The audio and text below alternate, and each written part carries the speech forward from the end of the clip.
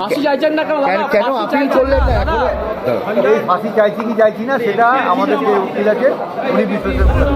এখন এই মুহূর্তে আপনারা কি চাইছেন যে পরিস্থিতি দাঁড়িয়ে? আমরা তো বললাম যারা যারা এই ঘটনার সঙ্গে জড়িত তাদের সবাই তদন্তের আওতায় নিয়েছে এবং বিচার বিভাগে বিচারের মধ্যে এনে কঠোর থেকে কঠোর শাস্তি দেওয়া। রাজ্য সরকার যে ফাঁসির আবেদন করেছে তাহলে সেটাকে কি আপনারা সমর্থন করছেন না বিরোধিতা করছেন? আমরা সব কিছুতেই সমর্থন করছি, যেখানে আমার মেয়ের বিচার পাবো আমরা তার সঙ্গে আছি।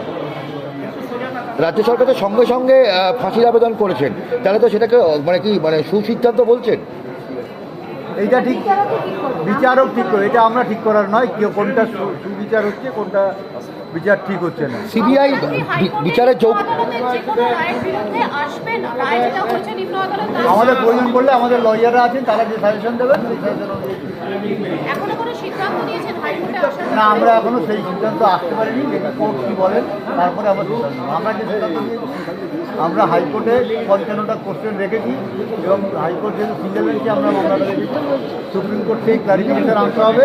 সুপ্রিম কোর্ট যদি ক্রমটা হাইকোর্টে রিটার্ন করে দেয় তাহলে হাইকোর্টের মামলা শুনবেন বলেছেন হাইকোর্টের উপর আস্থা আছে? সবার উপরে আস্থা আছে। যেখানে আমরা মেয়ের বিচার পাবো সেখানে আমাদের আস্থা আরও বেশি বাড়বে। সিবিআই একবার বিরোধিতা করছে ফাঁসি আর রাজ্য সরকারের আবেদনের, পরবর্তীকালে নিজেরাই আবার আবেদন করছেন। সিবিআই এর ভূমিকা কতখানি আতস্কার? রাজ্য সরকারের ফাঁসির সিবিআই তো কাজই করছে না, সে তার প্রমাণ শিয়ালদা আদালত রেখেছেন, তার রায়ের কপিতে উল্লেখ করেছেন। এর বিষয়ে আর কি বলতে পারবো? আপনার সিবিআই এর উপর ভরসা আছে?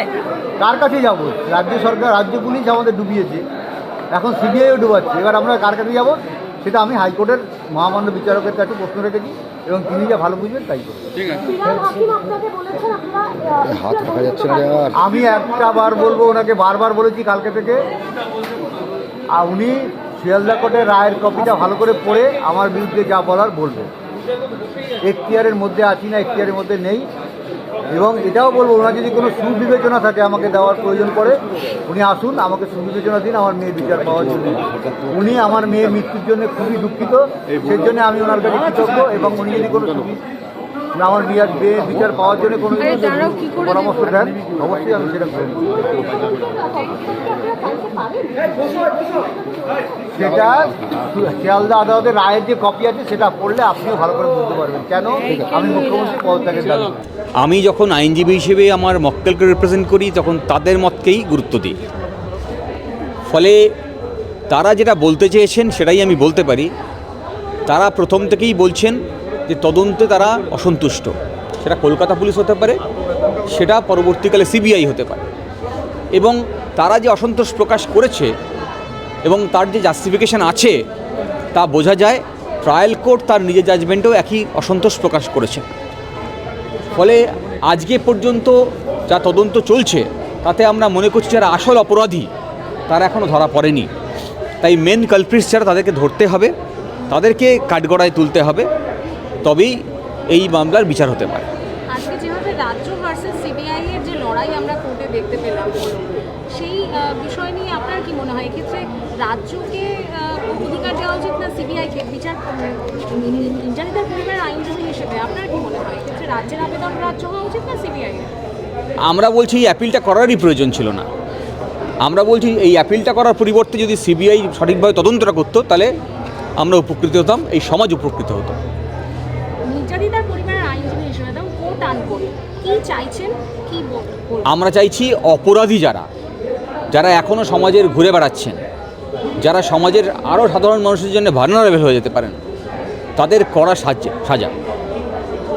রাজ্য বলছে একদিকে যে তারা ফাঁসির দাবি করছে, অন্যদিকে সিবিআইও ফাঁসির দাবি করছে। কোথাও গিয়ে কি রাজ্য কেন্দ্রের আঘাত দেখতে পাচ্ছেন?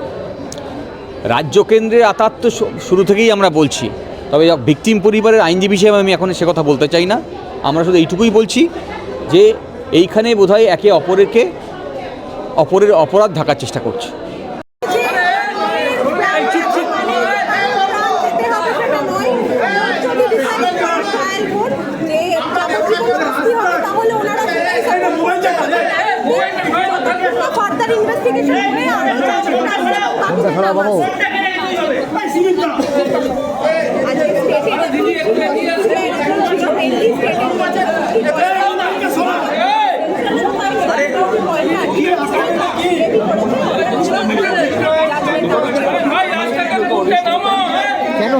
করা হচ্ছে না কেন, মানে এই যে মানে আমরা অ্যাপিল করবে কিনা সেই বিষয়ে এখনো ডিসিশন নেওয়া হয় না। আমরা ডেফিনেটলি কিছু অবজারভেশন ট্রায়াল কোর্টের আছে যেগুলো ডেট্রিমেন্টাল, সেগুলো চ্যালেঞ্জ করব। প্রসিডিওরে চ্যালেঞ্জ করব, অ্যাপিল করব না। এই পেন্ডিং অ্যাপিল যেখানে হবে সেখানে আমরা সাবমিশন করব, সেই ব্যাপারে একটা ডিসিশন। তো আপনারা সর্বোচ্চ সাজা চাইলেন না কেন, যেহেতু সঞ্জয়? তার কারণ আমি ওনাদের সাথে অনেকবার কথা বলেছি, যিনি বাবা মা আছেন ভিকটিমের, ওনাদের বক্তব্য যে ওনার মেয়ের প্রাণ গেছে মানেই যে বাকি যারা দোষী তাদেরকে প্রাণহানির শাস্তি দিতে হবে, সেটা ওনারা চান না। ওনারা চান সর্বোচ্চ শাস্তি যেটা কোর্ট মনে করেছে দিয়েছে সেই শাস্তি যাতে কায়েম থাকে, এবং বাকি যারা আছে অ্যাকিউজ, যাদের চার্জশিট এখনো জমা পড়েনি, সেটা যেন খুব তাড়াতাড়ি পড়ে এবং ট্রায়াল শুরু হয়। বাংলা হান্টের আরও খবর দেখতে নজর রাখুন। বাংলা খবর মানেই বাংলা হান্ট।